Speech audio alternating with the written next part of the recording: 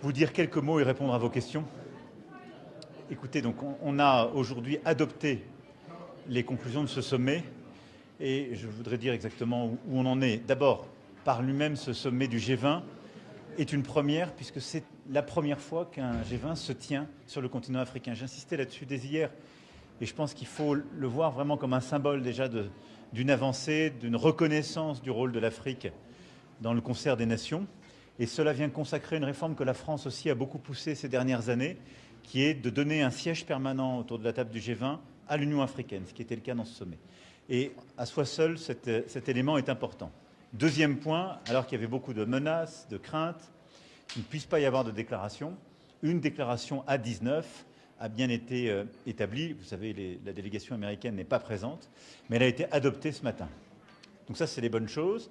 La troisième bonne chose, c'est qu'il n'y a pas de recul sur les éléments de ce G20, qu'il s'agisse des sujets de climat, de cadre pour gérer la dette, etc. Ça, c'est pour dire les bonnes choses, ce qui rend important ce sommet de Johannesburg.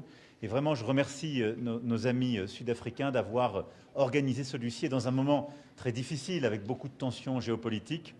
C'est, je crois, une étape qui était indispensable. Néanmoins, on voit, et je le disais ce matin, qu'on est vraisemblablement à la fin d'un cycle. On a du mal à mettre sur la table des compromis nouveaux. On voit tous les débats qu'ont pu avoir nos Sherpas ces dernières semaines sur des sujets qu'on croyait acquis.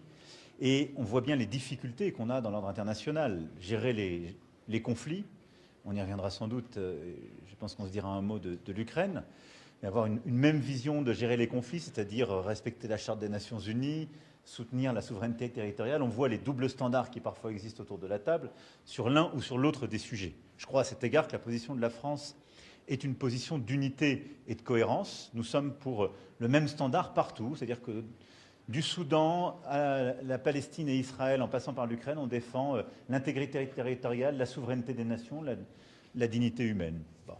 Mais on voit bien que ces sujets ont du mal à avancer. Et ensuite, je faisais le constat ce matin qu'on a au fond une économie internationale qui est aujourd'hui très désorganisée. Des guerres tarifaires, de la surproduction et des surcapacités, des manques d'investissement, des inégalités qui progressent dans certaines régions du globe parce que des pays sont écrasés par le poids de leurs dettes. Et donc, ceci suppose des réponses plus vigoureuses que celles qu'on est en train d'apporter.